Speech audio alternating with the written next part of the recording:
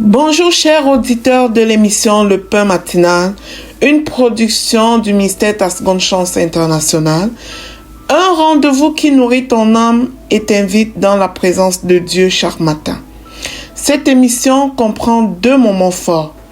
L'exhortation présentée par Dr Dorian pour fortifier ta foi et la parole en mission ou bien les promesses de Dieu proclamées pour libérer ta victoire. Lorsque tu arriveras dans cette 2e rubrique de la parole envoyée en mission, je te prie de délier ta langue, de proclamer avec foi pour libérer ta victoire. Alors bien-aimé, installe-toi, reste jusqu'à la fin, car chaque parole est une semence de vie pour ta journée.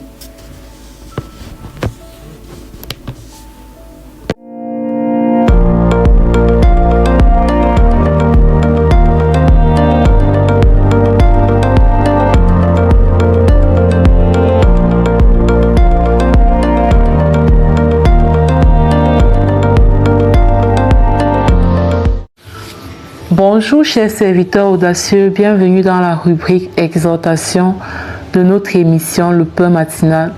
Je suis Dr Dorian. Alors, aujourd'hui nous allons continuer avec l'étude du livre de Jean et nous allons continuer sur le thème la véritable lumière. Hier nous avons vu que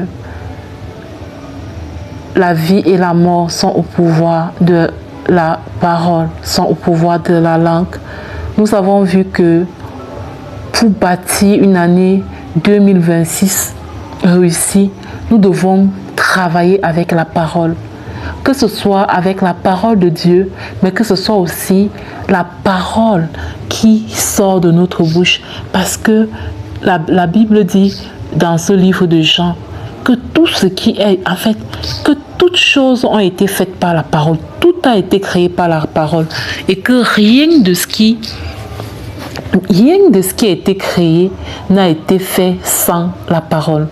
Nous allons continuer avec le verset de Jean 1 à partir du verset 12, où il est écrit « Mais à tous ceux qui l'ont reçu, à ceux qui croient en son nom, elle a donné le pouvoir de devenir enfants de Dieu, lesquels sont nés non du sang, ni de la volonté de la chair, ni de la volonté de l'homme, mais de Dieu. » Pour venir dans le contexte de ce verset, je voudrais que nous puissions lire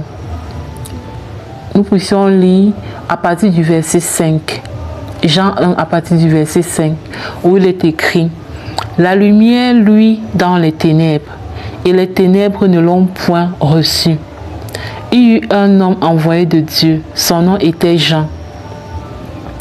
Il vint pour servir de témoin, pour rendre témoignage à la lumière, afin que tous crussent par lui. Il n'était pas la lumière, mais il parut pour rendre témoignage à la lumière. Cette lumière était la véritable lumière, qui, en venant dans le monde, éclaire tout homme. » Vous avez compris en fait que la lumière dont on parle ici, c'est Jésus.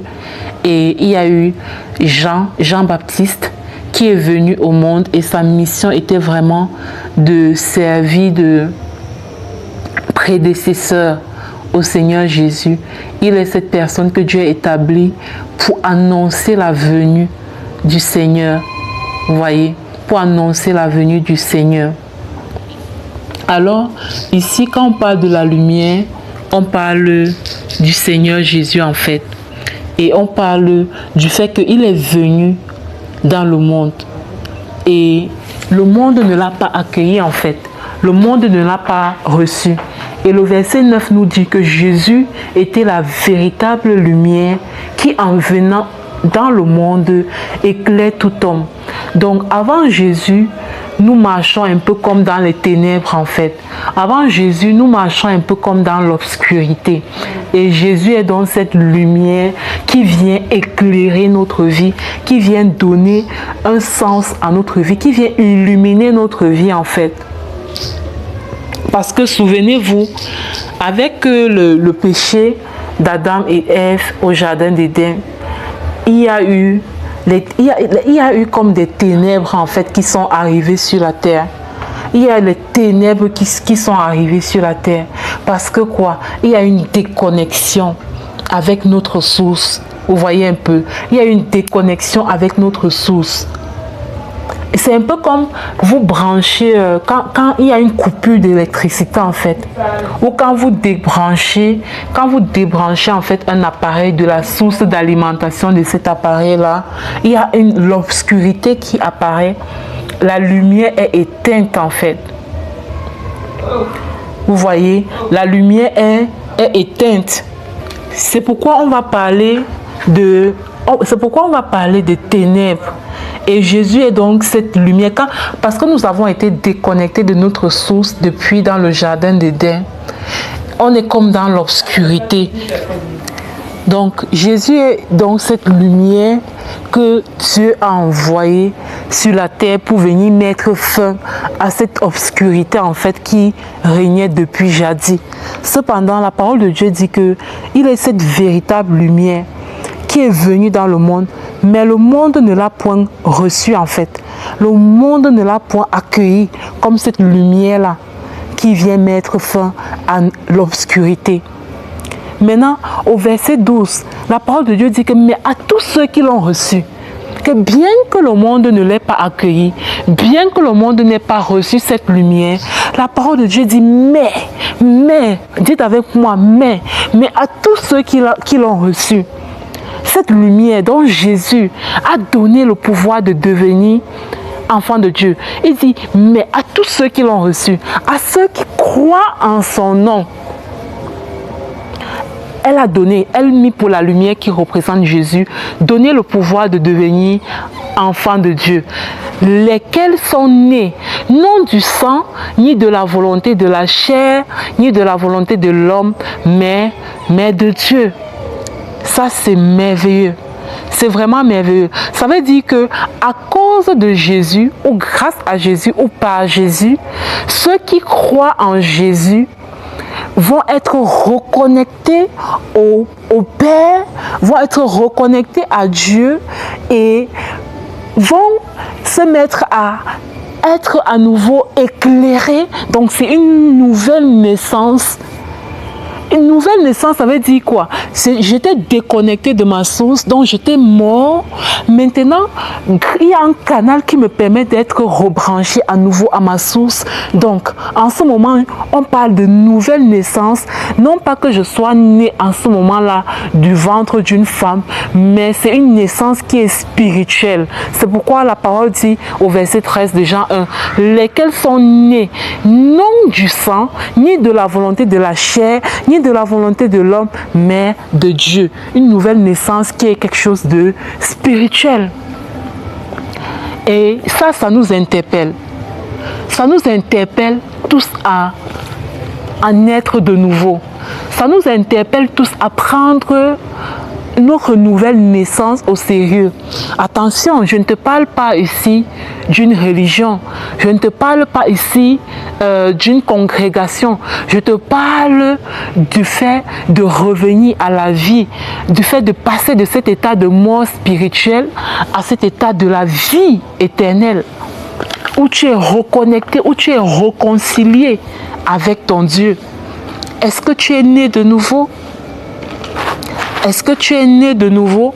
Est-ce que tu peux dire aujourd'hui que si tu meurs, si tu pars de cette terre, ta place est garantie au paradis? Est-ce que tu peux dire que tu es sauvé? Parce que c'est ça la clé du salut. Naître de nouveau. Et Jean 1, verset 12 dit que à ceux qui l'ont reçu, à ceux qui croient en son nom. Donc, nous voyons que la foi au nom de Jésus, la croyance au nom de Jésus, c'est-à-dire le fait de croire que Jésus est venu pour être comme ce canal, ce médiateur, ce réconciliateur entre le Père et nous. C'est cette foi-là qui nous donne le pouvoir de devenir enfant de Dieu, donc de naître de nouveau. Donc, nul ne peut être reconnecté au Père s'il ne croit que Jésus a été envoyé pour servir de médiateur. Donc, ça c'est... Nous sommes là en début du mois de janvier. Je vais juste t'inviter à examiner. Parce que la façon dont tu vas passer l'année 2026, ça va dépendre de ton salut. Ça va dépendre de ton salut. Demain, nous allons, par la grâce de Dieu, faire un appel au salut pour que toi qui n'es pas né de nouveau, je ne te parle pas d'une religion, nous sommes d'accord, toi qui n'es pas né de nouveau, toi qui n'as pas encore donné ta vie au Seigneur Jésus, que tu puisses donner ta vie au Seigneur Jésus afin de te réconcilier avec Dieu le Père et prendre un engagement de marcher en nouveauté de vie et de laisser derrière toi la vie, cette vie que tu as menée en 2025 et qui ne glorifiait pas le Seigneur. Voilà. On se dit à demain pour une autre exhortation.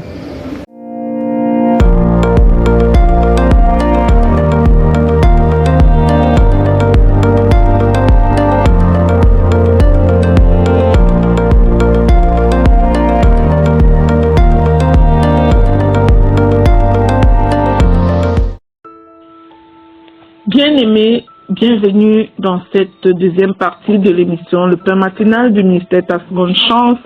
Ici Lina pour la parole proclamée et déclarée. Une fois de plus, nous continuons avec notre protocole pour briser la chaîne du manque, pour briser l'esprit de pauvreté de nos vies. Nous sommes à la 18e étape et il est question aujourd'hui, après avoir fait ta danse prophétique, d'écrire une lettre prophétique à Dieu. À cette étape, je t'invite à écrire une lettre prophétique à Dieu.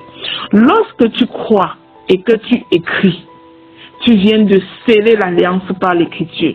Et tu verras ce que tu vas écrire arrivera. Relis quand le doute revient. Cette lettre-là que tu vas écrire, tu la reliras chaque fois que le doute va tenter. Et écris ta prière finale. C'est donc poser un acte de foi mûr et intentionnel. C'est dire je crois dans mon cœur, mais je le scelle par l'écriture comme une déclaration intentionnelle que je vais l'avoir. La prière écrite devient une lettre prophétique adressée à Dieu. Je ne sais pas si tu l'as déjà essayé, mais écris.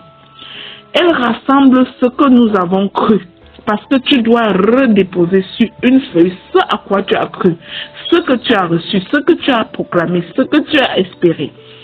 Là où les émotions fluctuent, l'écriture va venir sceller la vérité que tu viens d'accepter dans ton cœur. Elle va fixer l'alliance, graver la confiance et donner une mémoire à la foi que tu viens d'avoir. Alors, sceller l'alliance par l'écriture ce n'est pas informer Dieu. Dieu sait déjà. Mais sceller l'alliance par l'écriture, c'est-à-dire c'est renforcer ce en quoi, c'est confirmer ce en quoi tu as cru. C'est aligner ton cœur, ordonner tes pensées de choisir la vérité que tu viens de découvrir et à laquelle tu crois. En écrivant, tu déposes tes fardeaux, tu confesses tes convictions et tu déclares ta dépendance confiante en Dieu. La prière devient alors un repère, un hôtel intime. Et lorsque le doute revient, car il revient parfois, tu es humain, le doute peut revenir. Souviens-toi que tu as écrit cette prière prophétique. Prends-la et relis-la. La prière écrite nous attend. Prends-la. Ce que tu as écrit toi-même, la relis pour te rappeler ce à quoi tu as cru. Et te rappelle ce que Dieu a dit, ce que nous avons cru et la paix qui nous a été donnée. Relis à chaque fois, c'est te repositionner. Relis, c'est raviver la foi. Relis tes objectifs que tu as écrits. Ta prière prophétique, c'est choisir à nouveau la confiance. Aujourd'hui, nous écrivons pour demeurer et nous demeurons pour marcher avec assurance. Je vais te dire, en ce début d'année, j'ai été très bénie de prendre un cahier chez moi et relire ma démarche de foi, mon expérience de conversion. Quand j'ai relu ça, j'étais comme waouh Seigneur. Ma foi a pris un rebond. Donc c'est important d'écrire cette lettre. Bien-aimés, ensemble, nous allons proclamer. Je proclame et je déclare que ma prière écrite scelle mon alliance avec Dieu au nom de Jésus. Je déclare que mes mots sont alignés avec la vérité de Dieu et ancrés dans mon âme au nom puissant de Jésus-Christ. Je déclare que les mots que je viens d'écrire disciplinent mon âme afin de la soumettre à l'autorité du Père. Je proclame et je déclare que l'Écriture fortifie ma foi. Je déclare que je confie à Dieu mes projets et mes attentes par l'Écriture au nom puissant et glorieux de Jésus-Christ. Je proclame et je déclare que mon cœur demeure ancré dans la confiance en Dieu. J'annonce que la paix de Dieu m'accompagne chaque jour dans ma prière au nom puissant de Jésus-Christ. Je proclame que je relis ma prière prophétique pour me rappeler la fidélité de Dieu au nom de Jésus. Je proclame et je déclare que le doute perd son pouvoir face à la vérité écrite au nom puissant de Jésus-Christ. Je proclame que ma prière devient un repère dans le temps au nom de Jésus. Je proclame et je déclare que Dieu entend et accueille mon cœur au nom puissant et glorieux de Jésus-Christ. Je proclame que mes enseignements sont clairs et assumés au nom puissant de Jésus-Christ. Je déclare que mes engagements que j'ai écrits sont assumés dans le puissant nom du Seigneur Jésus. Je déclare que je marche dans l'assurance et non dans la peur au nom de Jésus. Je proclame et je déclare que mon alliance avec Dieu est vivante et durable. Je scelle cette alliance et cette proclamation dans le puissant nom du Seigneur Jésus-Christ. Je les scelle dans son précieux sang. Elles sont oui et amen dans la vie de chacun de nous, de chacun de nos familles. Au nom de Jésus, amen. Bien-aimé, si cette émission, le pain matinal du ministère Ta Seconde Chance, te bénit au quotidien, je te prie de la partager avec les autres. Cible quelques personnes, une dizaine de personnes, tu partages cette émission pour les bénir par la grâce de Dieu. Amen.